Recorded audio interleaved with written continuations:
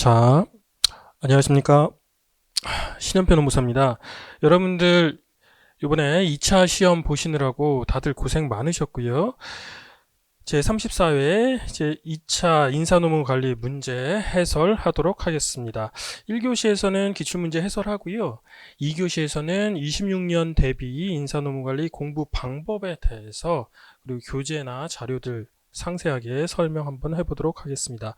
먼저 문제 1번이요. 문제지 보시면 성과 관리를 위한 성과 평가 방법은 여러 가지 접근 방법으로 분류할 수 있다.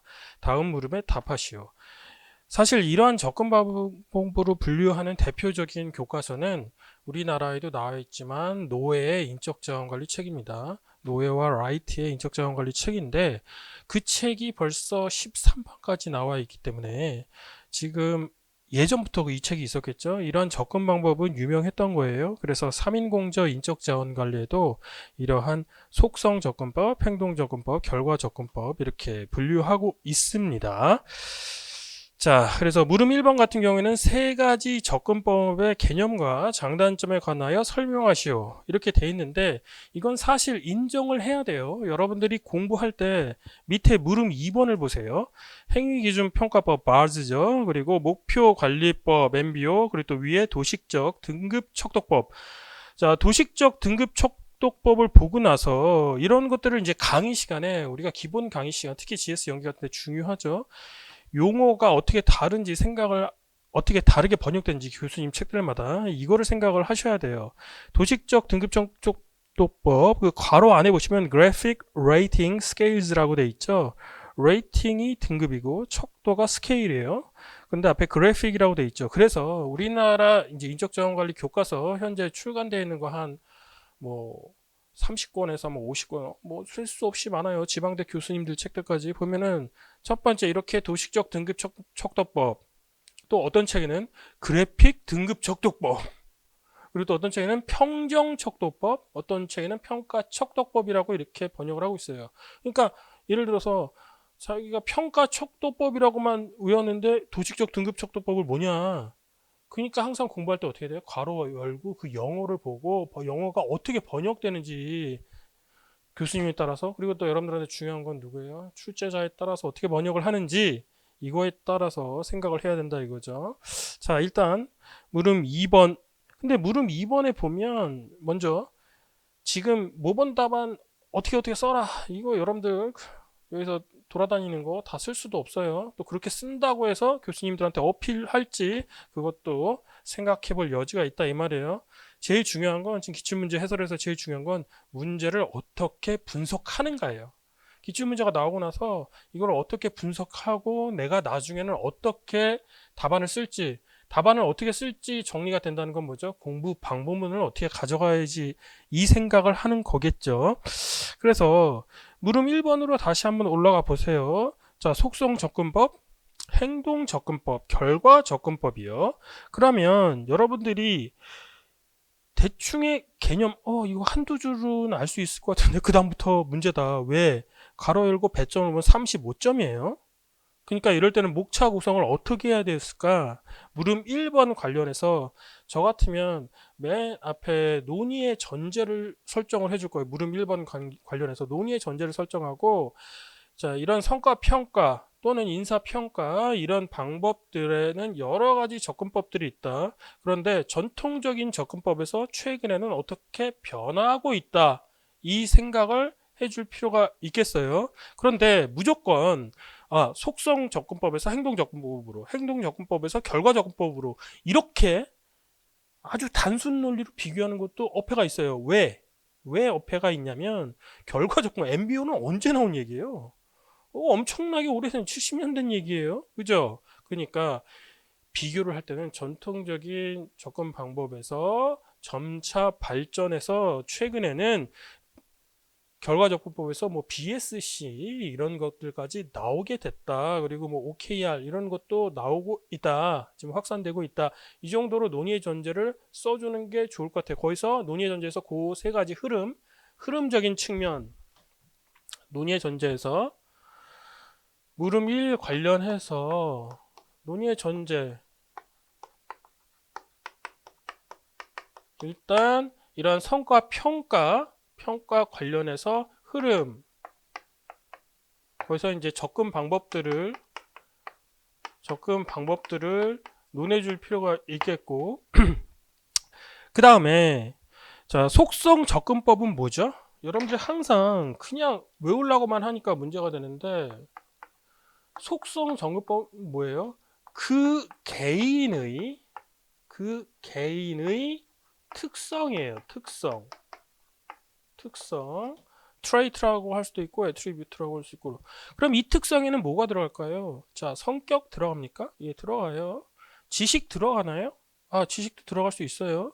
또 능력, 스킬 이런 거 들어갈 수 있나요? 들어갈 수 있어요. 그리고 또 마지막으로 역량 같은 것도 그 사람의 특성이에요. 그래서 역량까지 들어갈 수도 있겠어요. 그리고 자, 행동을 평가한다는 그 사람의 행동이겠죠. 행동. 근데 밑에 물음 이와 연계해서 생각할 때 이 행동 기준을 평가할 때 여러분들이 본질적으로 생각해야 될 게 있어요. 뭐죠? 저성과자의 행동을 평가하나요? 아니죠. 고성과자들의 조직 성과에 기여하는 행동이에요. 그거를 기준으로 평가를 하게 될 거예요. 그 행동을 해가지고 점수가 어디서부터 어디까지, 뭐 괜찮은지 안 괜찮은지 이렇게까지 평가할 수가 있겠죠. 그 사람의 행동. 그 다음에 이 사람의 특성이나 행동 그런 게 아니라 결과.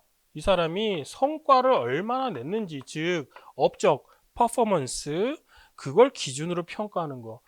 요거를 짧게 이런 흐름과 각각의 접근법은 이러한 특성이 있다. 그거를 앞에 논의 전제에서 써주는 게 중요했을 거예요. 그 다음에 자, 그러면 이제 물음 1번에서 본론으로 들어가야죠. 속성 접근법, 행동 접근법, 결과 접근법의 개념과 장단점. 그러니까 논의 전제 이렇게 했어요. 그러면 두 번째부터는 속성 접근법의 개념 별도, 그 다음에 장점 별도, 단점 별도 이렇게 나가는 게 나았을 거예요. 그냥 개념과 장단점에 대해서 설명을 하라고 했는데 예컨대 한 15점이었다면 그러면 하나의 목차 안에서 개념과 장단점, 동그라미 1, 동그라미 이런 식으로 처리할 수도 있었겠죠. 그런데 지금은 솔직한 심적으로는 어때? 우리나라 이제 노예 교과서뿐만 아니라 다른 교과서들 다 평가를 해봤을 때 점수가 좀 잘못됐다. 물음 1번은 한 15점이고 물음 2번이 차라리 35점으로 돼가지고 각각의 접근법을 상세히 물어보는 게 오히려 적합하지 않았을까 이런 생각이 들어요. 하지만 만약에 이렇게 35점으로 한다면 개념을 좀 구체적으로 써주고 장단점은 사실 노예체계는 어떻게 되어 있냐면 각 접근 방법에 대한 평가예요. 평가 관련해서 주로 여기서 여러분들이 생각해야 될 거 장점 위주일까요? 단점 위주일까요? 여러분들 답안을 쓸 때 보면 되게 기계적 균형을 중시하는 것 같아요. 그래서 장점 세 가지 쓰면 단점 세 가지 쓰라고. 예를 들어서 시험 문제에서 만약에 장점 세 가지야, 단점 세 가지 쓰라. 이렇게 무식하게 됐다. 그럼 그거를 지켜줘야 되겠죠. 근데 여기서 개념과 장단점에 관해서 설명하시오. 이렇게 썼으면 어떻게 쓰는 게 좋냐? 장점보다는 단점, 문제점에 집중을 해서 평가를 써주는 게 오히려 더 자연스러웠을 수도 있을 거예요. 장단점을 기계적 균형으로 여러분들이 평소에 익힌 적이 없을 겁니다. 이거 관련해서는. 그 다음에 물음 2번. 도식적 등급 척도법. 이거 뭐 그림을 그려줘도 되고, 그죠? 예를 들어서 이런 거예요. 아까 어떤 능력이 있다고 했죠. 뭐, 커뮤니케이션 능력, 그 다음에 무슨 지식 해놓고선 1, 2, 3, 4 수, 미양가 이렇게 나열하듯이 그래가지고 척도를 체크를 한다 이 말이에요. 그 그림을 그려줘도 되겠고 그 다음에 행위기준평가법 도식적 등급 척도법은 그렇게 여러분들 내용을 많이 쓸 수는 없을 거예요. 근데 그 정도만 쓰면 돼요. 그 다음에 행동기준평가법의 개념에 대해서 설명을 하라. 그러면은 개념에서 뭐를 써주면은 저 같았으면 이렇게 썼을 것 같아요. 행위기준평가법 관련해가지고 어떠한 행동, 아까 말했죠. 어떠한 행동을 보이는가 그냥 그렇게 말하는 게 아니라 이 행동기준평가법 말스 할 때 우리가 뭘 유념해서 기본 강의 시간에 정리했었죠. 말스는 어떠한 행동, 최근에 역량주의 인적 자원 관리가 확산이 되면서 그 조직의 고성과를 나타내는 그런 행동들을 개발을 한다고 하잖아요. 행동을 개발해가지고 그걸 가지고 만드는 거잖아요. 그죠? 그거를 앞에서 개념을 써주는 거죠. 그냥 아무 행동이나 다 평가한다는 게 아니죠. 우리 조직에 필요한 행동을 평가를 하겠죠. 그렇게 놓고선 장단점을 써주시면 오히려 좀 편하지 않았을까 이런 생각이 들어요. 그 다음에 결과접근법 관련해가지고 여러분들 이런 생각하면 곤란해요. 자, 문제 다시 한번 보세요. 물음 2번에서 결과접근법에 속하는 목표관리법의 개념이라고 했죠. 결과접근법 이퀄 목표관리법이 아니에요. 그죠? 이 접근법에 속하는 목표관리법이죠. 그죠? 그리고 위에 있는 마즈는 뭐야? 행동접근법에 속하는 행위기준평가법인 거고, 그죠? 속성접근법에 속하는 도식적 등급 척도법이에요. 근데 이제 교수님께서 책을 이거 문제 낼 때 조금 배려를 해준 거죠? 왜?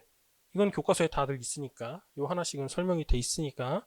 이렇게 해서 개념에 대해서 각각 개념, 그래서 15점만 딱 물어봤는데, 바람직하다면, 물음 1과 2는 배점을 좀 달리하는 게 낫지 않았을까. 이거는 교수님들 교과서 탓도 있어요. 모든 교과서들이 이 분량을 다 제가 한번 어제도 한 3, 40건 비교를 해봤는데 물음 1번은 적어요. 그리고 물음 2는 물음 1 같은 것도 논문 같은 거 찾으면 근데 여러분들 논문을 찾아서 할 수 있습니까? 그렇게 해서도 안 돼요. 그리고 그 논문 같은 게 다른 사람들한테 다 수용 가능한 것도 아니고요. 다른 교수님들한테. 자, 그래서 하나씩 보면 자, 일단 맨 앞에 프롤로그를 한번 생각을 해볼게요. 프롤로그. 다시 보시면 프롤로그 같은 경우에 이 앞에서 성과 관리, 의, 개념, 인사평가 이런 것보다는요. 제가 봤을 때는 이래요. 묻는 거에 집중, 물음 1과 물음 2에 집중해서 잘 써야 되겠죠. 근데 맨 앞에 프롤로그는 50점짜리 문제에서는 뭘 쓰느냐. 자, 이렇게 물어봤어. 그런데 최근에 성과 관리의 변화상, 트렌드, 이런 것들을 생각을 해볼 필요가 있겠죠. 전통적인 인사평가 또는 요즘에 이제 성과평가, 지금 이 책에 나와 있는 것처럼 성과평가에서 최근에는 전략적 성과 관리로 이동하고 있다.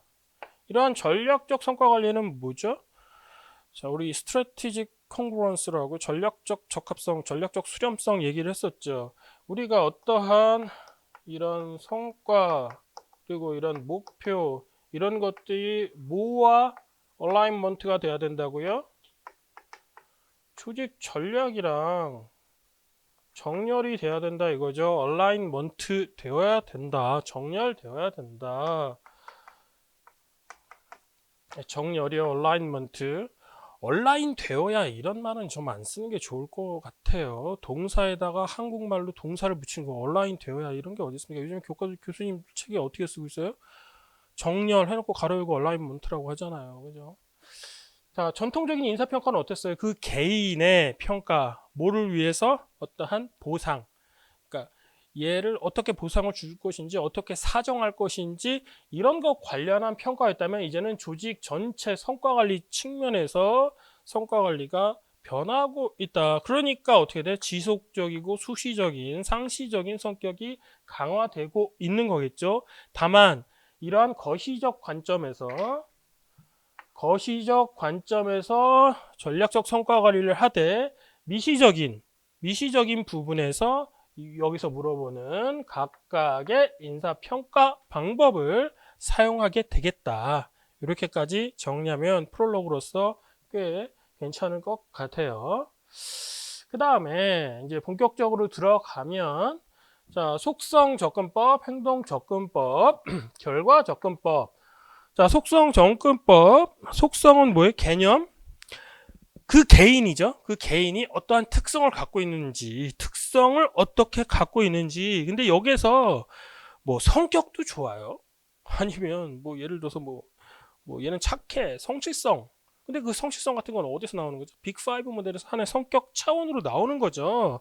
그리고 어떤 스킬, 그리고 여러분들 뭐 얘기할 수도 있어요?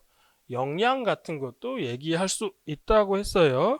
그리고 개념을 쓸 때 그래서 이러한 속성 정근법에는 지금 문제에서 물어보고 있는 도식적 등급 척도법 그리고 뭐 그거 하나만 쓰면 좀 밋밋하니까 체크리스트법 뭐 이런 것도 있다. 그 정도로 개념을 써주면 좋았겠죠. 그 다음에 이제 개념 썼으면 이제 장단점 써줘야 되잖아요. 장단점 쓸 때 맨 처음에 쓸 수 있는 거. 근데 여기서부터는 어떻게 돼? 장단점 쓸 때 양을 늘려야 되기 때문에 지금 35점이라는 배점이 있기 때문에 양 어떻게 돼? 다 목차 따로 나눠주는 거지. 첫 번째 생각할 수 있는 거 이럴 때 장점. 아, 속성. 얘 개인 속성이 뭐다? 아, 좀 편리할 수 있겠는데? 근데 이 장점에서 문제점은 다시 나올 수 있어요. 그래서 실행의 편리성 요거 하나 써주면 좋을 것 같아요. 그 다음에 두 번째 우리가 개인 특성 가지고 이렇게 평가를 한다면 적용의 범위가 넓어질까요? 좁아질까요?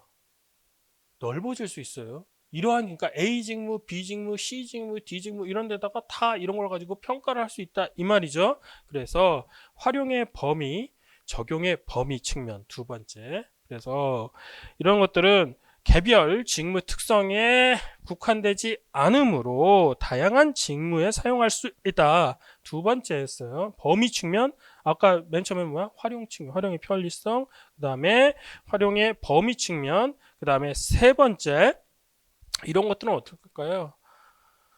만드는데 평가 도구를 만드는데 개발에 있어서 비용 그리고 개발 그 사용에 있어서 시간 이런 측면에서 굉장히 좀 절약할 수 있다. 비용 측면에서의 유리성 이런 것들을 쓸 수 있다. 경제성 이렇게 써주면 되겠죠. 그 세 가지. 그 다음에 문제점 같은 거 보면 문제점 맨 처음에 첫 번째 평가자 문제. 더 구체적으로 쓸 수도 있어요. 평가자의 주관성 문제. 자, 평가할 때 예를 들어서 이런 거 보죠. 뭐 예를 들어서 뭐 의사소통, 우수성, 대인관계 능력, 창의성 이런 걸 가지고 속성으로 잡았다 한번 쳐봐요. 그럼 어떻게 되죠? 레이터의 주관적인 게 굉장히 많이 작용할 수 있어요. 예를 들어서 진짜 창의성 뛰어난 게 아니라 나랑 친하거나 쟤는 창의적이긴 한데 말할 때 싸가지가 없어. 그럼 어떻게 돼요? 평점이 낮아질 수도 있는 거죠. 그죠? 주관적인 문제가 있을 수가 있다. 이 말이에요. 그러면 어떻게 되죠? 이게 신뢰성이나 우리가 인사 평가 도구에서 가장 구성 요건, 검증 기준인 신뢰성과 타당성이 떨어질 수밖에 없겠죠. 그죠? 그리고 두 번째, 지금 말한 것처럼 이런 특성 같은 경우에 개념 정의를 명확하게 하지 않으면 성과와의 연계성이 굉장히 약해질 수가 있어요. 그래서 나는 평가 척도하는데 어떠한 그 대상들 있죠? 뭐 예를 들어서 이런 특성들을 정확하게 개념 포착하지 않으면 구체성이 떨어질 수가 있다. 이 말이에요. 이거 뭐 성격 같은 게 성실성. 야, 이게 과연 어떻게 할 수 있는지. 그죠? 뭐 우수성, 팀워크 이런 문제. 그런 문제가 있을 수 있고 그다음에 세 번째는 노예 체계에서는 우리나라에서는 이제 아직 그 전면화되지는 않았는데 노예 체계는 이미 나와 있어요. 리걸 리스크의 문제. 왜? 또 뒤에 보면 이 행동 접근법이나 결과 접근법에 비해서 특성 기준으로 평가를 하게 되면 어떠한 차별 논란이 발생할 수 있고, 이건 평가자의 어떤 선입견, 편견 때문에 이렇게 했다. 평가 오류가 발생했다. 그래서 소송으로 갈 수 있다. 그래서 리걸 리스크. 그리고 또 이건 리걸 리스크 문제는 우리가 임금 공정성에서 말하듯이 제가 항상 강의하면서도 그랬죠. 보상의 공정성뿐만 아니라 그 선행되는 게 뭐다? 평가의 공정성이다. 평가의 공정성에도 문제가 될 수 있다. 이렇게 되는 거죠. 자, 그럼 여태까지 보면 속성 접근법에 대한 개념 얘기했고요. 그 다음에 장점 3가지, 단점 3가지 이 정도로 봤는데 이것도 어거지로 늘린 거예요. 보통 보면 이 속성 접근법 했을 때 그냥 앞에서 장점, 지금 장단점 몇 가지가 안 돼 있잖아요. 그러니까 장단점 한두 개 이렇게 써놓고 단점 같은 경우에 이걸 논리적으로 해가지고 양을 좀 늘릴 수 있다 이 말이죠. 그런데 여러분들이 이런 장단점 쓸 때 시험에서 생각해야 될 게 뭐냐면 당장 그 접근법이 뭔지는 알겠어. 그런데 단점이 지금 당장 기억이 정리가 잘 안 되네. 그럼 그 개념 본질을 생각하란 말이에요. 개인 특성 가지고 했을 때 어떤 문제가 발생할 수 있는지 제가 지금 말씀드린지 않은 내용, 다른 내용을 쓰더라도 논리적으로 설득 가능하다면, 그러니까 채점자가 읽고 나서 설득 가능한데 그랬을 때 점수가 나가는 거예요. 괜히 여기다가 무슨 평가 제도 누가 개발했다, 뭐 학자 이름, 교수님들이 그 관심 없을 가능성이 굉장히 높아요. 응? 그런 거는 자꾸만 집어넣는다고 해서 진짜 의미 있는 학자, 아주 뭐 몇십 년 전에 누가 무슨 기법을 개발했는지 그건 별로 관심이 없을 가능성이 높아요. 차라리 프롤로그나 에필로그에서 최근에도 여전히 의미가 있는 모든 인사나 경영 조직 이런 데서 다 통용될 수 있는 논리를 제시하는 그런 학자. 예를 들어서 페퍼 같은 경우에는 그렇게 활용하기 좋겠죠. 그죠? 자, 그 다음에 행동 접근법 봅시다. 행동 접근법은 문제 보시면, 자, 행동. 어떤 구체적인 행동을 설명을 하는 거예요. 그래서 우리가 결과, 어떤 성과가 아니라 어떠한 행동을 보였는가. 여기에 초점을 맞춘다 이거죠. 그래서 여기서 나오는 behavior, 이게 강조되는 거죠. 그래서 행위 기준 평가법, 뭐 행동 기준 평가법, 행동 기준 고가법 마음대로 번역이 되고 있어요. 그 다음에 BOS 이런 것들이 있다. 개념에서 그 정도 써주면 되고, 자, 그럼 장단점을 살펴봐야 되겠죠. 장단점은 이럴 때 비교할 때 어떻게 비교하는 게 좋을까요? 앞에 있는 거. 바로 우리가 지금 앞에 있는 거 속성을 생각하면서 비교를 해주는 거예요. 그러면 이제 장점 뽑아내기가 좀 쉬울 수가 있겠죠. 첫 번째, 타당성. 아까 전에 보면은 그런 평가자의 주관 때문에 문제가 된다고 했죠. 그죠? 그래서 근데 이거는 행동을 대놓고선 평가를 하기 때문에 직무 성과와의 관련성이라든지 이런 것들, 그리고 구체적으로 행동에 대해서 평가할 수 있다. 그런 타당성을 제고할 가능성이 높다. 이렇게 써주시면 되겠고, 또 신뢰성도 마찬가지죠. 근데 이제 여기서는 어떻게 하는 게 좋을까요?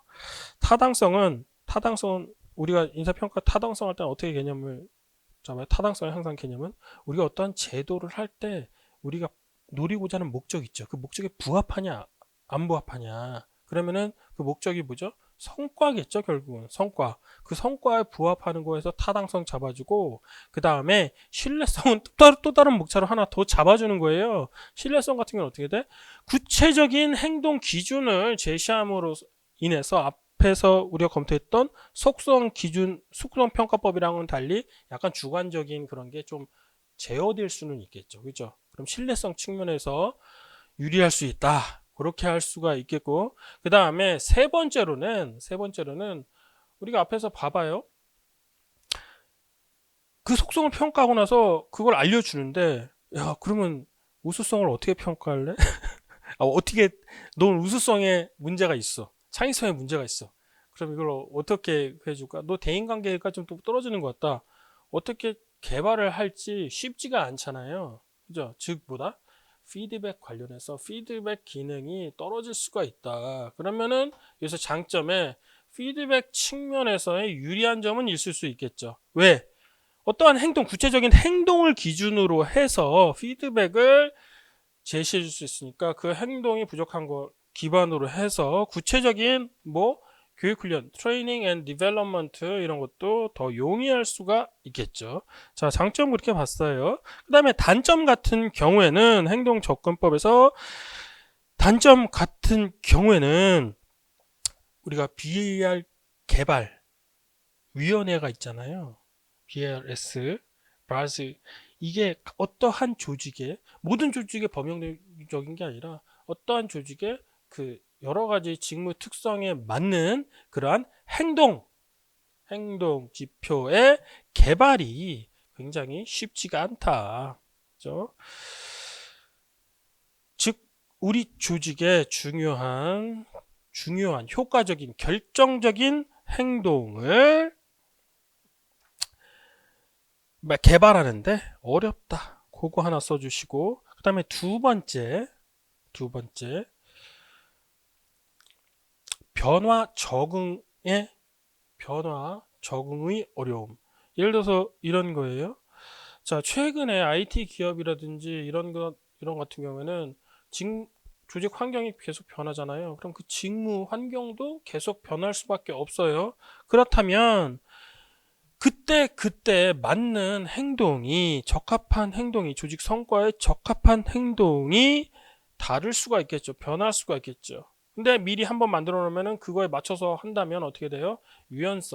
변화 적응에 있어서 유연성이 부족해질 수가 있겠죠. 그 다음에 세 번째, 뭐 이렇게 늘린다고 하면 늘릴 수 있는데, 그러니까 이거는 여기서부터는 뭐예요? 양을 늘리는 거예요. 양을 늘리는 거예요. 문제예요. 예를 들어서 어떠한 행동에 초점을 맞추면 퍼포먼스랑은 연계성이 떨어질 수 있어요. 그래서 행동과 성과 사이의 연계성 문제, 이렇게 쓰면 되죠. 행동과 성과 사이의 연계성 문제. 즉, 그 행동만 한다고 해서 실제 조직 성과 산출에 도움이 되느냐? 상관이 없을 수가 있다. 이렇게 쓸 수가 있겠죠. 이거 외에도 장점, 단점 더 추가할 수가 있겠습니다. 그 다음에 결과 접근법.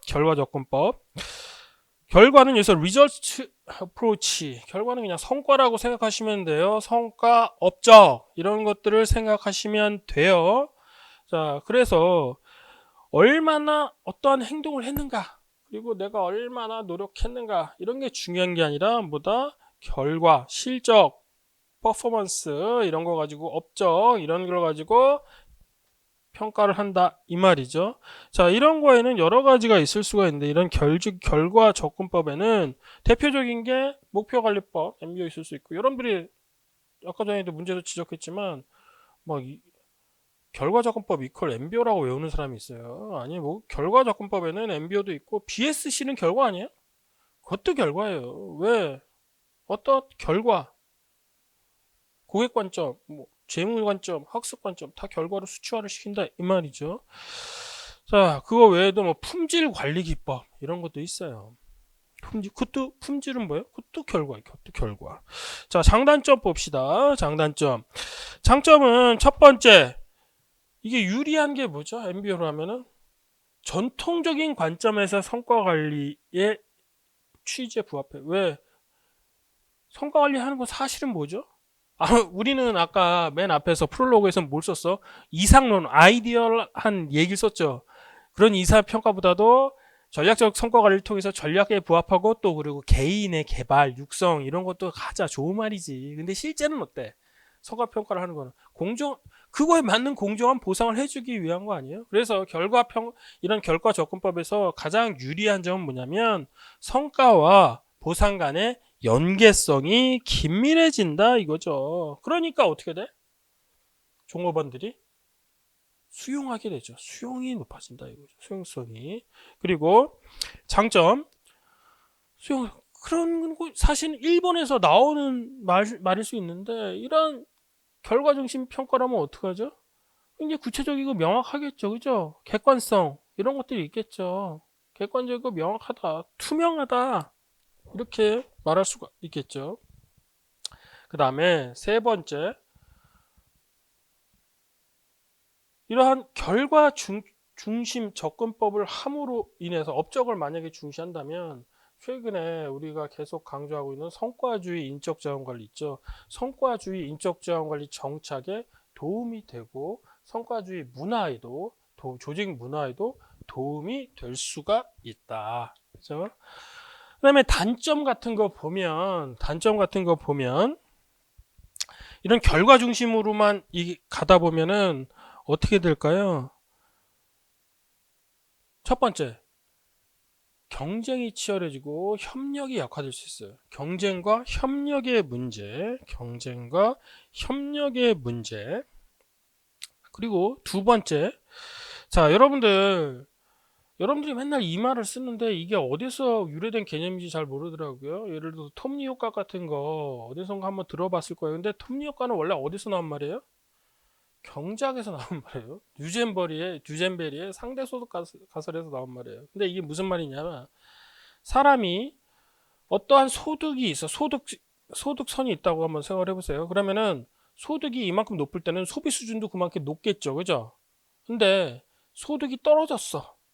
내가 실직을 했거나 아니면 경기가 요새 침체돼가지고 소득이 줄어들었어. 그러면은 과학적이고 합리적 의사결정제라면 소득이 줄어든 만큼 소비를 줄여야 되겠죠. 그런데 그게 안 된단 말이야. 왜? 쓰던 가락이 있으니까. 자기 소비 수준을 쉽게 못 변한다 이 말이에요. 그죠? 옷을 맨날 나는 명품만 사 입었었는데 갑자기 탑10 가서 살 수 없다 이 말이야. 그러니까 어떻게 돼? 이게 이렇게 갔다가 이렇게 가고 이렇게 갔다가 이렇게 가고 그게 마치 뭐 같다? 톱니 같다 이 말이죠. 그런데 이런 톱니 효과를 바꿔서 생각하면 경영의 성과 관리로 갖고 오게 되면 어떻게 되냐면 자, 한번 성과 목표 수준을 높여버리면 어떻게 해요? 그다음부터는 내릴 수가 없어. 왜? 눈치 보여. 조직에 눈치 보여. 한번 올리면은 다시 내릴 수가 없기 때문에 어떻게 돼? 살짝 할 수 있음에도 불구하고 살짝만 올린다 이거. 살짝만. 이런 것들을 톱니 효과라고 얘기를 하는데 이거는 결국은 뭐라고 표현을 해줘야 돼요? 조직 전략에 부응하지 못하는 거예요. 조직 전략에 부응하지 못하고 단기적인 또는 근시안적인 목표 설정 행태가 나온다. 이렇게 할 수 있단 말이에요. 근데 이거는 결국은 뭐죠? 자신의 안전을 위한 거예요. 종업원들의 안전을 위해서. 그 다음에 두 번째, 이런 결과 위주의 평가법에서 문제가 되는 건 뭐냐면 경영자 보상을 한번 생각해 보세요. 경영자 보상 예를 들어도 돼요. 자, 여러분들 경영자 보상할 때 경영자 보상의 그 액수를 결정하는 거는 뭐라고 했죠? 그 사람의 실력이에요? 아니면 운이에요? 아니면 외부 환경이에요? 세 가지 다 영향을 미치는 거죠. 그런데 여러분들 이런 생각을 해봐요. 결과 위주의 접근법으로 성과 평가를 하는데 갑자기 우리는 특정한 세계 국가의 주력으로 수출을 하는데 그 세계 국가가 다 전쟁이 났어. 그게 우리 잘못이에요? 우리 잘못이 아니죠. 그죠? 즉, 외부 환경에 의해서 영향을 받을 경우에는 결과를 가지고 평가하는 게 문제가 있을 수 있죠. 정말 성실하게 열심히 일하고 뭐 창의적인 제품을 개발했는데 갑자기 위에서 관세 100% 때리는 바람에 또 어떤 나라에서 관세 100% 때리는 바람에 수출을 할 수가 없어. 그럼 어떻게 돼요? 그죠? 이것도 문제가 되는데 이거죠. 이럴 때는 그러니까 결국은 뭐죠?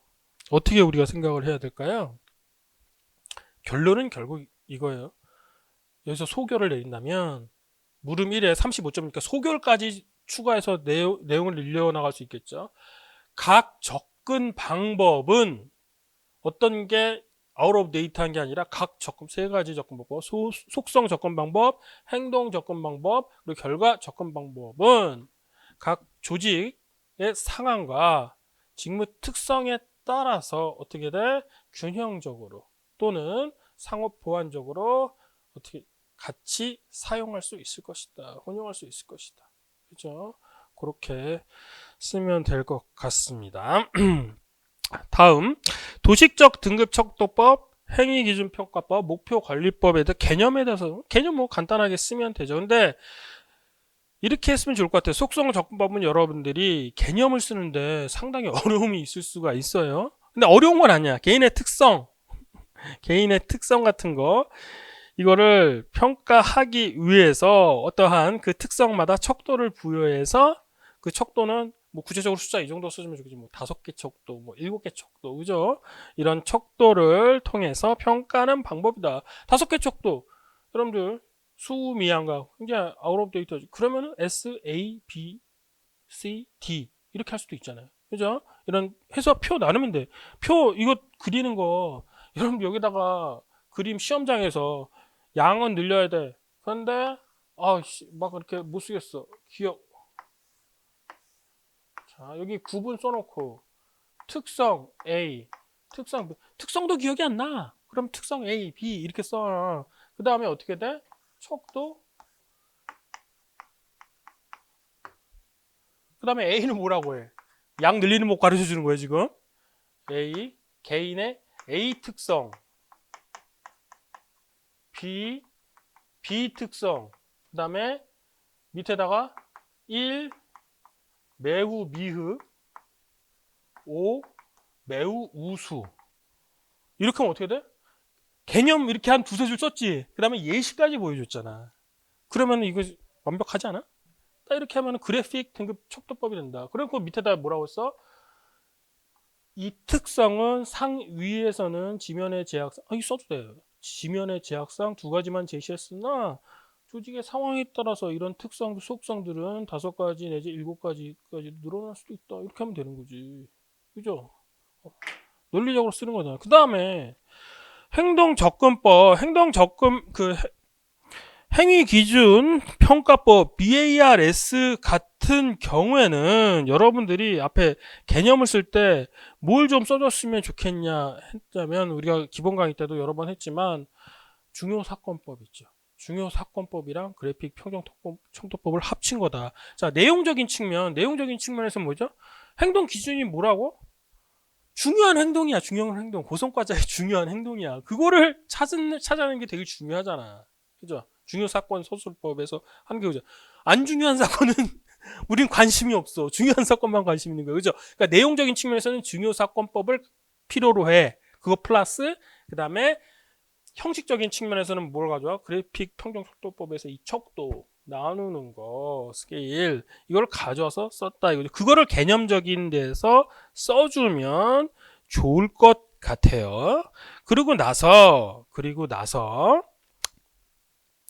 전통적인 인사평가법의 차이점 이런 것들 좀 쓰고 그리고 아까 전에 썼던 것처럼 BARS에서 장단점을 우리 앞에서 썼잖아요.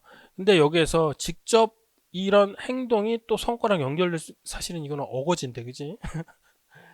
일로 가기 위해서 하나의 연결고리를 만들기 위해서 이 행동접근법에 여기도 또 한계가 있으니까 MBO라든지 BSC라든지 이러한 결과 위주 접근법으로 사용하게 된다. 이렇게 쓰면 좋을 것 같아요. 그 다음에 MBO 개념, 이 개념은 어렵지는 않을 것 같아요. MBO 개념 써주고, 요번에 이런 개념들은 여러분들 짧게 이렇게 쓸 때는 우리 포인트 인사노무 관리는 상세하게 돼 있지만 그 목적 취지 있잖아요. 그게 사실은 본질이다 이거지. 개념의 본질. 그런 것들을 써주면 좋았을 것 같고, 스마트 원칙이라든지 이런 것까지 써줬으면 그 정도까지만 해주면 됐을 것 같습니다. 그 다음에 마지막 에필로그에서는 이랬을 때 결론 내릴 때 무조건 성공적 운영 방안 이런 거 이렇게 쓰는 것보다도 성과 관리를 다시 한번 지금 재정립을 해주는 거예요. 자, 지금 우리는 미시적인 측면에서 이런 성과 평가 방법들을 물음 1과 물음 2에서 봤었죠. 그죠? 그런데 앞으로 성과 관리는 어떻게 해야 돼? 몰입지향적 인적 자원 관리를 하기 위해서는, 그죠? 어떤 통제형의 이런 인사평가 성과와 보상이 연계되는 데만 초점을 맞추는 그러한 인사평가 내지 성과평가보다는 개인을 개발할 수 있고 조직의 성과를 늘려나가는 데 초점을 맞추는 과정적 측면, 지속적인 측면의 성과관리가 계속돼야 될 것이다. 그것이 바로 전략적 성과관리다. 이렇게 쓰면 굉장히 좀 좋았겠죠. 그죠? 이렇게 생각해 봅시다. 그 다음에 노동조합 조직 형태. 자, 이것도 보면 문제 1번도 그니까 문제 1번은 다시 한번 마무리해 보면 다들 쉬워 보인다. 나 잘 본 것 같다는데 아마 제 생각건데 점수 편차가 굉장히 클 수 있을 것 같아요. 자, 외운 걸 그대로 쓰는 게 중요한 게 아니라 이런 문제 같은 경우 얼마나 논리적으로 썼느냐. 이게 굉장히 중요할 것 같아요. 왜? 진짜 외워서 쓰는 건 요거 하나인데 이거는 여러분들이 아는 거에 비해서 너무 양이 적지. 그렇죠? 이거 줄여서 썼어야 돼. 근데 물음 1번을 어떻게 논리적으로 접근했느냐가 중요했을 것 같아요. 그 다음에 물음 2번. 문제가 사실 그렇게 깔끔하지는 않았어요. 노동조합의 조직 형태에 대해서. 노동조합의 조직 형태를 단위 조직 기준으로 구분하고 단위 조직 뭐 해가지고 그런데 단위 조직이라는 게 뭐예요? 그 조직이라는 단위를 어떻게 볼 것인지 그니까 어떻게 돼? 직업별, 산별로죠. 근데 사실은 여기는 제가 그냥 임의대로 산업별 노동조합, 직업별 노동조합, 직업, 직종, 그 다음에 기업별 노조, 일반 노조 이렇게 했는데 비교를 할 때는 사실은 기업이랑 선별 노조 그리고 직종별이랑 일반 노조 이렇게 비교하는 게 낫겠죠. 왜 직업별 노조가 맨 처음에 생겼죠, 그죠? 그런데 그 직종별 노조의 폐쇄성 이런 거에 대항하기 위해서 미승연공 중심의 일반 노조가 나왔고 그 다음에 산별 노조랑 기업별 노조 비교하는 거 이렇게 하면은 좀 쉬웠을 것 같아요. 그런데 문제의 포인트는 이거였어요. 자, 조직 원리와 조직 기반의 특징. 아주 웃긴 얘기죠. 이건 옛날에 1980년대 후반부터 우리나라 이제 노사관계론 하시는 강의하셨던 할아버님 교수님들 교과서에 다 있었어요. 그런데 그 책들은 여러분들이 지금 절판이 돼 있거든요. 절판이 돼 있어요. 다 여러분들이 지금 사서 볼 수가 없어. 최근에 이제 그나마 절판 안 된 거는 김성수, 근데 이분도 벌써 명예 교수님이에요. 은퇴하셨어요. 김성수 교수님 책에 보면 이게 표로 그냥 나와.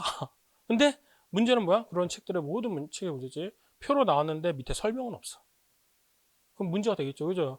그러면 이걸 어떻게 해야 될까? 자, 그런데 여러분들 보세요. 조직 원리와 조직 기반의 특징 있죠. 조직 원리와 기반.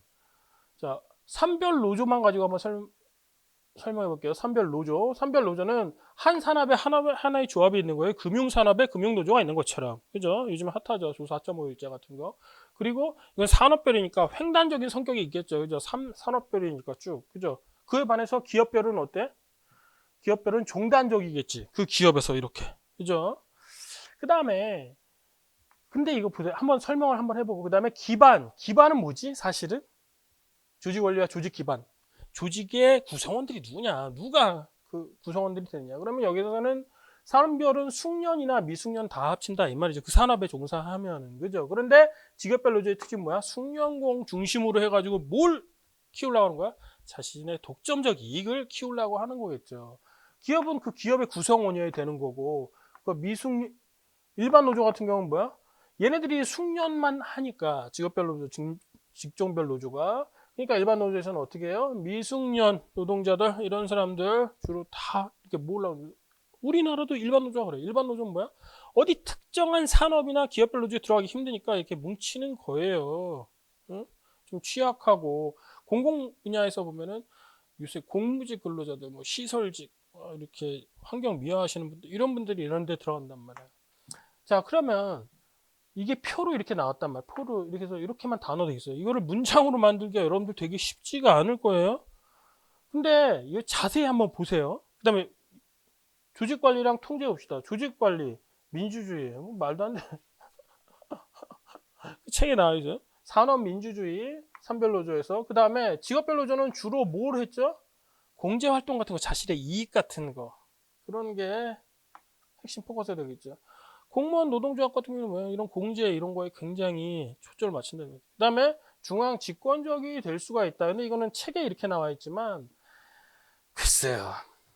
그 다음에 기업별 노조는 복지를 중심으로 해서 조직 관리를 한다. 그건 뭐죠? 단체 교섭이나 협약할 때 요즘에 싸우는 게 뭐야? 보상으로 크게 보세요. 보상.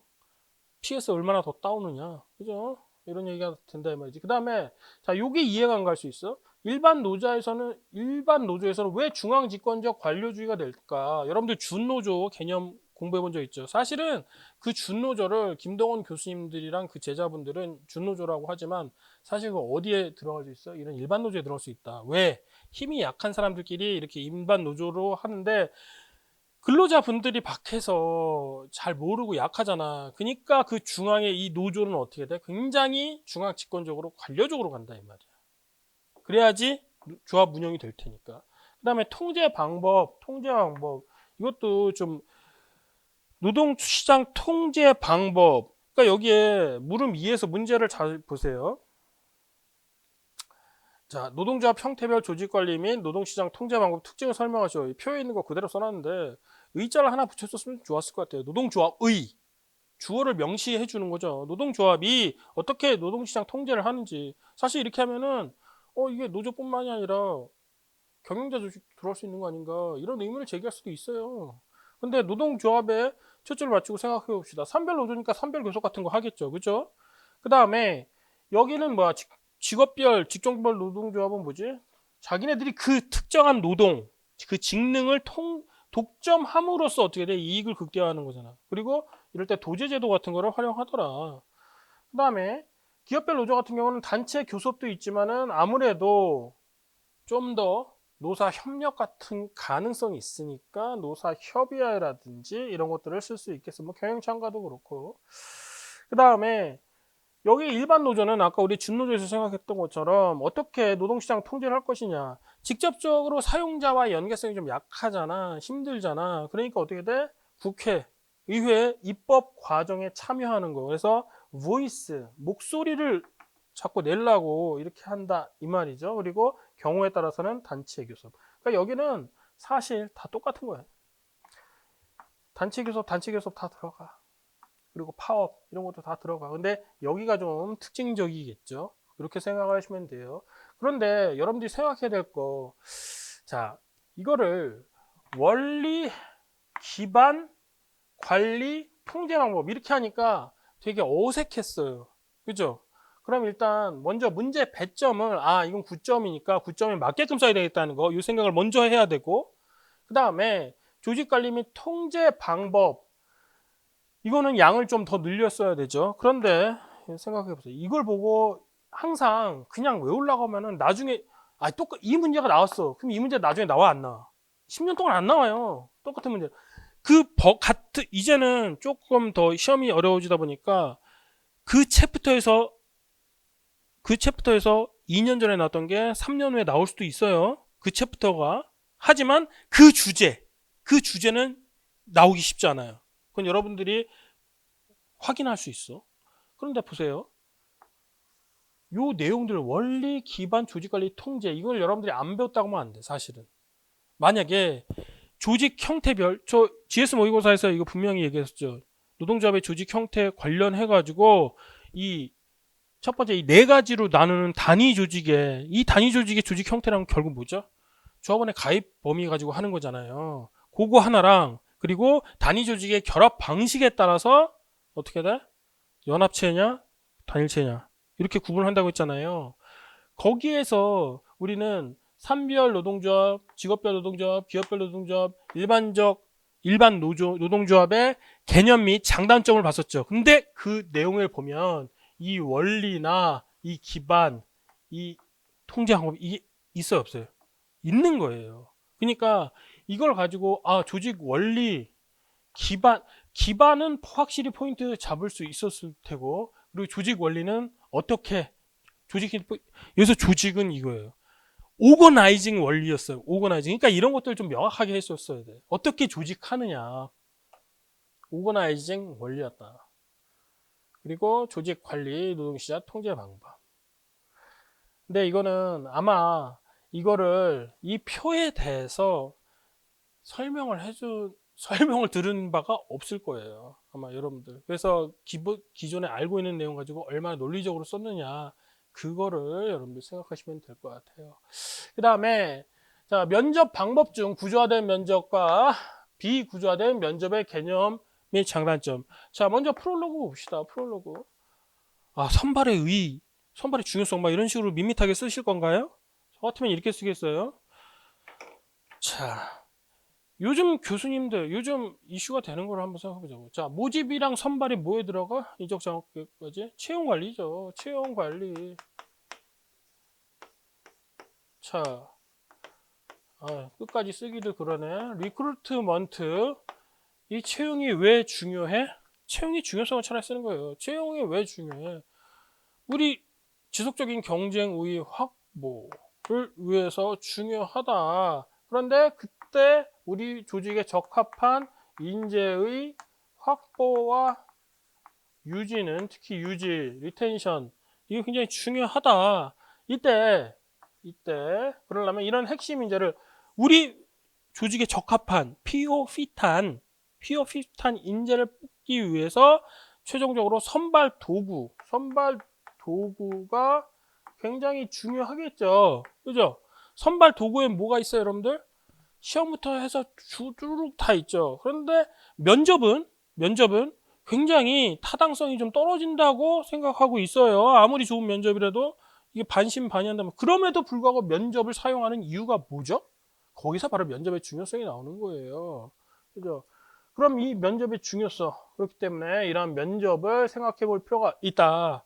그 다음에 이 개념의 장단점 관련해서 저 같았으면 비구조화된 면접을 먼저 썼을 거예요. 비구조화된 면접, 이제 본론에서 들어가는 거예요. 구체적 검토 들어가서 비구조화되는 건 뭐예요? Unstructured interview는 뭐예요? 지 멋대로 하는 거죠. 그죠? 지 멋대로 하는 거에 대해서 장점과 개념 쓰고 장점과 단점이 있을 거예요. 장점 뭘까? 만약에 평가자가 훈련된 굉장히 유능한 평가자라면 거기에 대해서 정보를 잘 흡수할 수가 있겠죠. 그리고 정말 서로 어떻게 돼? 솔직한 커뮤니케이션이, 원활한 커뮤니케이션이 이루어질 수도 있어요. 그런 장점들이 있을 거예요. 근데 문제점, 비구조화된 문제점 뭐야? 그 요번에 최근에 엊그저께 어떤 모 정당에서 그 성적 그게 나왔죠. 근데 그것도 면접적 현장에서 벌어진 거예요. 면접을 어디서 했어요? 이 작가에서 왜 면접을 하죠? 그러니까 그게 없단 말이에요. 구조화가 안 된 거지, 그죠? 흑심이 있었던 거예요. 자, 비거자된 면접 같은 경우에는 지가 평가자가 그렇게 실수하면 이게 바로 리걸 리스크가 되는 거잖아요, 그렇죠?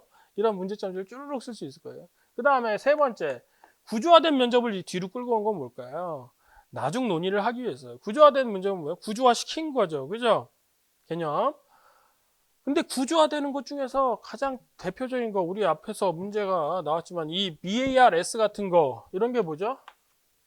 행동을 구조화시켜 놓은 거죠. 우리 조직의 성과에 도움이 되는 그런 행동을 구조화시켜 놓은 거예요. 자, 그래서 이런 구조화된 면접의 장점 같은 경우, 아까 비구조화된 면접은 단점 같은 걸 하나 꼭 또 빠뜨리지 말아야 될 게 보완적인 측면, 이런 것도 반드시 써야 되겠죠. 근데 구조화된 면접 같은 경우는 어떻게 아니, 여기서 비구조화된 면접은 보완에 유리하겠지. 왜? 누가 어떤 질문을 한지 모르니까, 그죠? 구조화된 면접은 다 똑같은 질문을 하니까 보완에 취약할 수 있다는 거. 구조화된 면접에서 개념 쓰고 장단점을 이렇게 써줘요. 그 다음에 이러한 요새 구조화된 면접은 요즘에 계속 개발돼서 활용이 되고 있다. 뭘로 발전하고 있다? 역량 기반의 면접, 역량 기반의 면접이라는 게 결국은 이 구조화된 면접이다. 그래서 심지어는 충남대 교수님들 책 현대 인사관리, 거기에는 현대 인적자원관리는 역량 기반의 면접은 이퀄 구조화된 면접이다. 이렇게까지 심지어는 말하고 있어요. 거기까지 해가지고 이 장점이랑 소결, 이렇게 최근에 역량 기반의 면접이 저는 행동 중심, 행동 사건 면접부터 시작해가지고 상황 면접 이렇게 같이 넣어가면서 마무리했으면 굉장히 좋은 점수를 받았을 것 같습니다. 자, 요번에 총평을 해보면 문제 2번이 사실은 여러분들이 다 본 내용인데 당황을 했을 것 같아요. 처음에 일단, 그런데 만약에 산별, 직업별, 기업별 노조, 일반 노조 이 네 가지만 잡았으면 그렇게 벗어나진 않았을 것 같아요. 그 네 가지를 잡아놓고 나서 조직 원리나 조직 기반 같은 경우에는 조직을 어떻게 조직을 할 것이냐, 이것도 쓸 수 있을 거예요. 그 다음에 조직 기반, 조직의 구성원들이 누가 주로 될 것이냐, 요거 초점을 맞춰서 썼으면 되고, 그 다음에 조직 관리나 통제 방법 같은 경우에는 다양한 접근이 가능해요. 근데 다 어떻게 해야 돼? 노조 형태별이니까 하나, 둘, 셋, 넷 별로 이렇게 썼으면 돼. 내가 꼭 여기에 있는 이것만 한 게 아니라 이것만 옳다고 생각하면 안 돼. 이건 굉장히 아웃 오브 데이터인 내용이에요. 옛날에. 저는 이거에 사실 동의하지 않아요. 실무적으로 보면은 여기에 막 비판을 제기할 수 있는 것도 많아요. 근데 여러분들이 논리적으로 썼으면 될 것 같다. 오히려 문제 1번, 쉬워 보이는 문제 1번이랑 문제 3번에서 여러분들이 얼마나 잘 썼느냐에 따라서 점수 편차가 좀 있을 것 같은 생각이 듭니다. 26년 대비 인사노무관리 2차 공부 방법 설명드리겠습니다. 일단 여러분들이 지금 현재 유예, 그러니까 올해 25년에 1차 합격하고 이제 지금부터는 어떻게 돼요? 9월부터는 유예로 들어가게 되는 거죠. 이러신 분들이 계실 거고 지금 연기를 공부하시는 분들 중에서 그리고 아예 지금 25년 9월에 첫 진입을 해서 인사 노무 관리를 공부하시는 분들이 있을 거예요. 연기 강의 중에서는. 자, 보면 문제점을 먼저 살펴볼게요. 문제점. 그간의 문제점. 자, 이제 유예로 진입하시는 분들은 대충 공부했단 말이지. 합격자 발표 났어요. 2달 동안 어떻게 해요? 2달 동안 뭐 동차반이든 뭐든 하여튼 공부를 했어요. 시험 문제 보니까 익숙한 주제가 나왔네. 이렇게 요약해서 외우면 되지 않을까? 이런 생각이 든다 이 말이죠. 이렇게 되면 어떻게 돼? 연기 날리고 일기도 가만 보니까 뭐 연기랑 차별성이 없는 것 같아요. 뭐 실제로 그런 강의들도 있는 것 같고요. 그럼 어떻게 돼? 일기도 날리고 와 그래 2기 모의고사 자료 3기 모의고사 자료 모아서 외우자 이런 식으로 간다 이 말이에요. 그런데 아까 인사 2번 문제 노동조합 조직 형태 문제에서도 마찬가지로 우리가 고민해 봤지만 여러분들이 어떠한 표 어떠한 문제 눈으로만 익혔어요. 실제 강에서 굉장히 심도 있게 다루지도 않았고 여러분들이 문장으로 만들어 보지도 않았다면 그런 고민을 안 해봤다면 답안 기술도 안 해보고 또 기본 이론 강의 때 그거를 정리를 안 해봤으면 여기에 있는 자료를 보고 써도 점수가 그렇게 올라가지 않아요. 자, 여러분들 지금 돌아다니는 모범답안이나 그런 거 여러분들 실제 시험장에서 그렇게 못 써요. 또 그렇게 쓴다고 해서 교수님한테 어필할 수 있을지 그것도 확실치 않아요. 문제에서 주어진 요건대로 충실하게 잘 쓰느냐가 중요하고 두 번째는 문장이 말이 되게 쓰느냐가 중요해요. 여러분들 나중에 12월 달에 가서 합격하시든 불합격하시든 가서 한번 보세요. 불합격하신 분들 이제 보세요. 내가 얼마나 문장을 어떻게 썼는지 아마 이제 본인이 한 3개월 지나면 기억에 변화 과정이 생겨요. 기억에 오류도 많이 생기고 지금 잘 썼다고 생각하는데 가면은 와 내가 이렇게 썼구나 라는 생각이 들 수 있어요. 자 제가 말하고자 하는 건 뭐냐면 제대로 된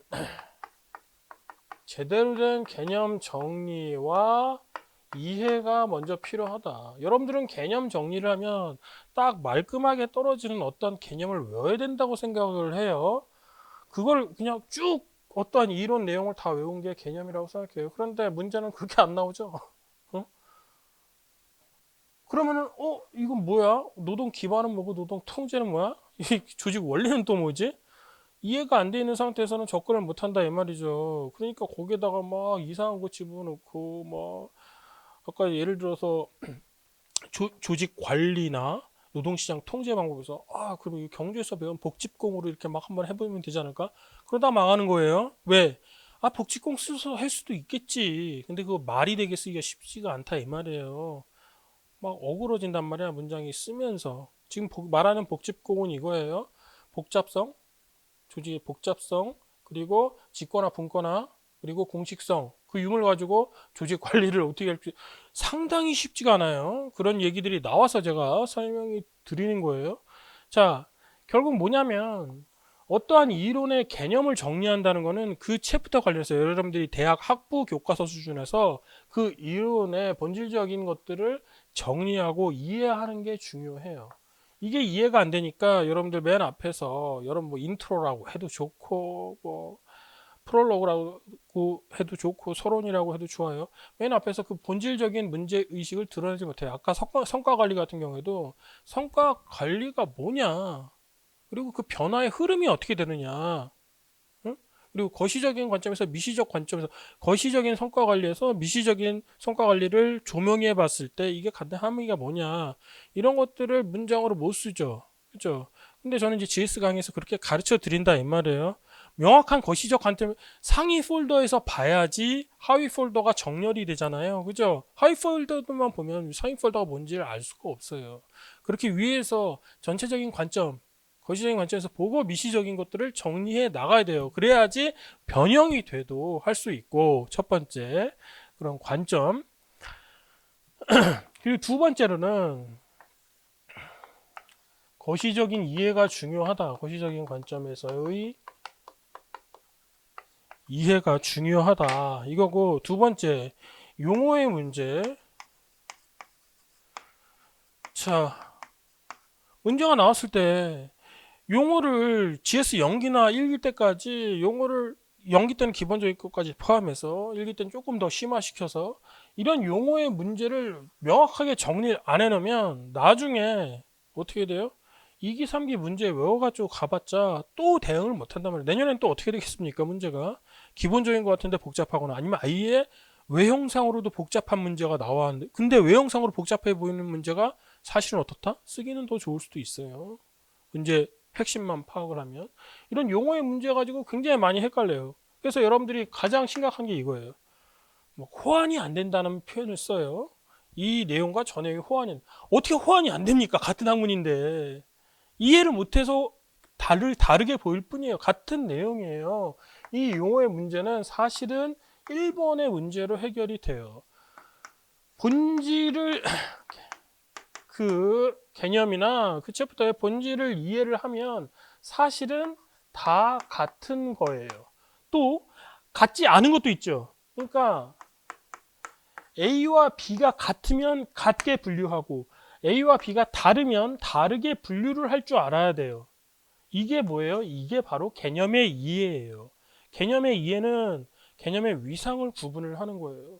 그거를 개념이 차지하는 위상, 자리, 위치가 어디인지를 모르는데 어떻게 문제가 나왔을 때 지금 이거에 대해서 물어보고 있는데 실제 답안은 어떻게 해? 이렇게 쓰면 나 요거 하나 썼으니까 비슷하니까 점수 나오는 거 아닌가요? 아니에요. 그죠? 그래서 문제 분석하는 결국은 이게 뭐냐? 여러분들 그런 실수 많이 하는데 아까 기출문제 분석할 때도 제가 왜 분석에 문제 해제에 힘을 줬냐면 문제 분석이 제일 중요한 거예요. 그래야지 방향성을 알 수가 있다. 방향성. 내가 어떻게 정리를 해야 될지. 자, 지금 유해생 대상으로 이렇게 말씀을 드렸어요. 그래서 유해생 분들 같은 경우에는 연기 강의를 제대로 된 걸 꼭 들으시라 이거지. 요번에 저는 연기 강의 어떻게 할 거냐면요. 포인트가 난이도가 좀 있잖아요. 포인트 3판 인사가 좀 난이도가 있어요. 그래서 연기할 때 먼저 강의 노트 26년 업그레이드 버전의 강의 노트를 드릴 거예요. 이걸 통해서 여러분들이 고민해야 하는 기본 이론들이 있죠. 기본 이론 플러스 심화 이론 그리고 목차. 그 목차를 정밀하게 교수님들, 요즘 교수님들 책이랑 전통적인 교수님들 책까지 다 조정을 해가지고 적정 분량으로 되도록이면 25페이지 내외로 해서 그럼 25페이지 곱하기 14 하면 이번에 14로 기본 시험 확실히 할 거거든요. 그렇게 14회를 하면 어떻게 될까요? 그래도 300페이지가 넘겠죠. 그죠? 그런데 그 강의 노트랑 포인트만으로도 기본 이론을 확실하게 이해를 하고 그리고 더 중요한 거 뭐 하나 더 외우는 것보다도 그것도 걱정하지 않게 집어넣어 드릴 건데 뭐 하나 외우는 것보다 더 중요한 거 이해를 하는 거예요. 이해.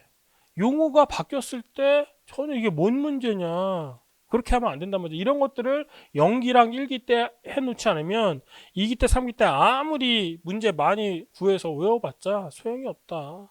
왜? 문제 바뀌면 대응을 못하는데 그죠? 그리고 지금 진입하시는 분들 같은 경우는 정말 열심히 해야 돼요. 영어는 얘기 안 할게요. 지금 영어를 통과를 못했다. 이거는 뭐 할 얘기가 아닌 거죠. 그죠? 자, 지금 진입하는 분들은 민법 수준을 한번 생각을 해보세요. 자기가 지금 민법 기출문제 풀어서 7, 80 나오는 정도로 민법을 미리 여름 동안 해놨다. 제가 이미 누누이 부탁을 드렸지만 그렇게 됐으면 괜찮은데 그렇게 안 된 분들이 꽤 많을 거로 예측이 돼요. 지금 진입하신 분들. 그럼 이분들은 평일에는 민법을 공부해야 되겠죠. 그죠? 기본 이론 강의 듣고 매 회차별로 자기가 직접 기출문제, 변리사, 간평사, 세무사, 노무사 기출문제를 풀어서 이 민법 빨리 끝내야 돼요. 민법 끝내면서 그 다음에 뭘 들어야 될까요? 인사나 선택 과목 공부를 해야 되겠죠. 자, 선생님 그럼 노동법은 안 하나요? 노동법은 괜히 지금 연기 일기를 그냥 이렇게 들으면서 이렇게 할 게 아니라 저는 오히려 지금 진입하신 분들 이렇게 돼. 민법 확실하게 끝내고 그 다음에 순서는 어떻게 돼? 노원, 노투, 사회보험법, 객관식. 민법은 강의 듣고 할 수 있지만 노원, 노투, 사회보험법은 개인의 역량에 따라서는 혼자서 충분히 할 수 있어요. 이렇게 해놓고 인사랑 선택은 진행하면서 이렇게 해놓고 그 다음에 한 11월쯤에 끝났을 때 그때 GS 연기 편안하게 쭉 들어도 돼요. 노원, 노투를 먼저 객관식을 끝내놔요. 제가 요번에 합격하신 분들 중에서도 많이 그런 얘기를 했지만 노원 올해 이제 헌유회로 보시는 분들 중에서는 노원, 노투를 객관식으로 열심히 제대로만 공부했어도 2차 공부하는데도 상당한 도움이 된다는 걸 알 수 있을 거예요. 근데 그것도 제대로 안 해놓고선 그냥 막연히 민법은 대충 하고 GS 들어야지. 그래서 GS 노동법부터 또 시작해. 그럼 노동법 그냥 들어가. 행정도 그냥 지나가. 그다음에 나중에 인사, 경조. 그러면 어떻게 돼요? 12월 말이 된다 이 말이죠. 그러면은 문제가 되는 거예요. 그렇게 되면 아무것도 안 한 채로 내년으로 들어가고 내년에 이제 GS 일기 또 들어. 하다가 이제 민법도 계속 대충 나중에 뭐 최종 정리 뭐 이런 거에 목을 매달 수 있는데 그래서는 안 된다는 거 아시죠? 그죠? 민법을 확실히 하면서 GS는 인사, 선택, 그리고 노원, 노투 객관식을 끝내고 나서 GS 연기 듣는 식으로 하는 게 오히려 더 효과적이다. 자, 그러면 지금 봤을 때, 자, 통합해서 얘기해 보면은 인사랑 경조가 있는데 지금 인사만 한번 얘기해 보죠. 자, 첫 번째, 교수 기본서가 필요한가요? 저는 작년까지 올해 초까지만 해도 그래도 교수 기본서를 읽는 게 좋지 않을까 이런 생각을 하고 연기 강의를 교수 기본서로 했었어요. 그런데 그렇게 교수 기본서로 다 해주니까 경조도 그렇고 말이에요. 안 보더라 이거지. 그리고 결정적으로 뭐야?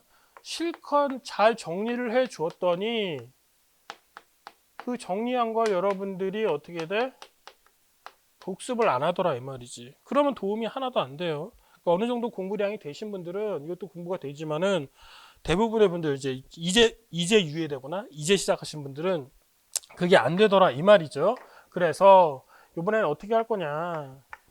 아까 말씀드린 것처럼 첫 번째 연기 강의에서 이제 최신 기본서까지 포함해서 전통적인 교수 기본서랑 최신 교수저를 기반으로 한 강의 노트를 26년 대비 강의 노트를 적정 분량으로 제공을 할 거예요. 근데 이때 연기 강의 노트에는 여러분들이 조심해야 될 게 안전한 것도 중요하기 때문에 표준적인 내용들까지 다 집어넣는 걸로 하고요.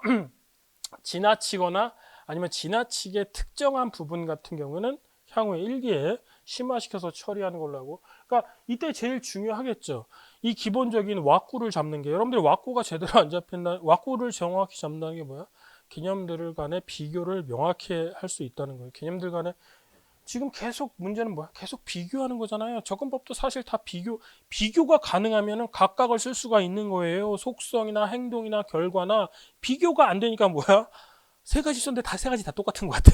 그죠? 쓰다가 동어 반복하는 것 같고 그런 일이 안 벌어지려면 개념을 명확히 정리해야 된다 이거죠. 그 다음에 포인트 3판을 통해서 여러분들이 뭘 연습할 거냐면 기본 내지 조금 심화된 내용의 이론들을 어떻게 답안으로 구성할지 새롭게 한번 생각해 볼 거예요. 물론 이 과정에서 포인트 3판의 심화 해설뿐만이 아니라 또 이론의 이해를 위해서 새로운 각도에서의 조명을 이것들을 포인트 교재와 강의 노트를 연계해서 설명을 해 드릴 겁니다. 그래서 이렇게 한번 해 주시면 좋을 것 같아요. 그 다음에 1기 강의는 어떻게 할 거냐. 1기 강의에서는 가급적 연기해서 다 이렇게 마치도록 하고요. 1기 때부터는 포인트 교재를 통해서 지속적인 반복. 왜 연기부터 이렇게 하느냐. 포인트 교재를 통해서 계속 반복을 하면서 앞뒤를 계속 붙여 나가야지 양을 양을 계속 시험장에 갈수록 넓히면 안 되겠죠. 그죠? 미리 양을 어느 정도 적정 양을 딱 정해놓고 거기에서 점점 줄여나가는데 지속적인 연습이 필요해요. 예를 들어서 이번에 경영조직 같은 경우에는 뭐 브룸의 기대 이론이랄까 아니면 리더십에서 LMS 같은 거 여러 가지 버전으로 설명했어요. 여러 가지 접근 방법으로 여러분들이 답안을 쓸 수 있어요. 그런 것들을 계속 교재를 통해서 연습을 하니까 어떻게 돼? 나중에는 자신감 있게 답안을 쓸 수 있더라. 그렇게 만들어 드리고 1기 때는 기본적인 모의고사를 통해서 이때는 교재 중심의 모의고사를 통해서 특히 중요한 게 뭐냐면 여러분들이 어떻게 해야 돼? 답안을 어떻게 써야 되는지 효과적으로 써야 되는지 이 연습을 명확히 하고 그 다음에 2기, 3기 때는 실전적인 모의고사를 할 텐데 내년에는 올해도 이미 변했지만 자 예전에는 제가 3기 때 굉장히 어려운 문제를 많이 냈어요. 그런데 점점 이제는 어떻게 돼? 1기, 2기 때 중요한 문제로 위주로만 낼 거예요. 그리고 3기 때는 어떻게 돼? 그 중요 주제를 다시 또 재분석하는 그런 각도에서 아주 좀 불이타성 문제 같은 경우는 어떻게 하는 게 좋냐면 그냥 강의에서 설명을 해 주는 거예요. 설명을 하고 머릿속에 정리될 만큼 이렇게 정리해서 강의를 하도록 하겠습니다. 그래서 너무 이상한 문제 있죠. 이상한 문제를 자꾸 모의고사에서 연습을 하니까 효과가 안 난다 이 말이죠. 그죠? 그러니까 그런 것들의 강약 조절은 확실하게 해드리도록 하겠습니다. 자, 정리를 하면 교수 기본서 뭐 읽고 싶은 사람 읽어라. 근데 이제 유해 이상 뭐 헌동차나 이런 분들한테는 제가 몇 권 추천하기도 해요. 그리고 또 질문을 하면 또 상세하게 제가 얼마 전에 오픈 채팅방에 교수죠. 질문 와서 좀 뭐 분석을 해줬죠. 그죠? 근데 거기서 보면은 이상한 데서 웃음 포인트를 발견하고 거기서만 웃는 경우가 있어요. 예를 들어서 뭐 강사가 싸우고 싶을 때 읽을 기본서 이런 거 가지고 뭐 좋아들 하는 것 같던데 그게 중요한 게 아니라 교수 기본서를 여러분들이 읽고 나서 여러분들이 스스로 그걸 수험 적합하게 변형시킬 수 있는 그런 능력이 안 되는 것 같아요. 미안한 얘기인데 그런 능력이 되는 사람도 있겠죠. 분명히. 근데 굉장히 희소하다. 전체를 100%로 보면 벌써 한 2, 3%도 안 될 것 같다. 그래서 차라리 이번에는 제가 교수저 기본서 노트를 아예 그냥 정리해 드리고 그 노트랑 포인트 교재를 통해 가지고 시험 범위의 어떤 표준적인 확정, 시험 범위의 명확한 확정을 해드리도록 하겠습니다. 그리고 그 연계에서 기본적인 개념들 이해, 본질적인 이해에 중점을 두고 그리고 이제 건의가 하나 들어와서 그걸 한번 시행해 보려고 하는데 그 연기 강의에서부터 1회 강의가 끝나고 2회 강의에서 있죠. 그래서 자가 채점을 할 수 있는 복습 퀴즈형 시험 개념 체크 위주로 개념이 이해가 됐는지 안 됐는지 왜냐하면 그게 안 되면 도움이 안 되니까 정리가 안 되는 거니까 그 관점에서 2회부터 그런 복습형 퀴즈 이거를 내도록 할게요. 사실은 예전에 한번 했던 건데 그때 다들 너무 어려워했던 것 같아가지고 이번에 조금 더 난이도를 낮춰가지고 근데 그 난이도를 낮춘다고 해서 그 또 아무 의미가 없는 게 아닌 것 같아요. 제가 아까도 말했죠. 개념을 너절하게 펼쳐진 개념을 외워봤자 외워지지도 않죠. 왜? 이해가 안 되니까. 그죠? 그래서 확실하게 이해를 시켜드리고 그 개념을 정리하는 방향으로 가고 그런 식으로 해서 연기에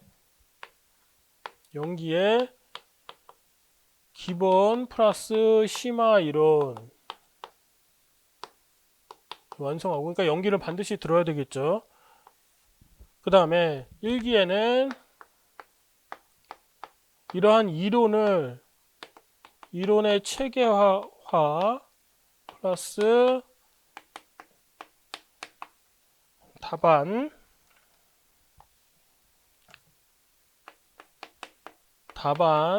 구성 연습.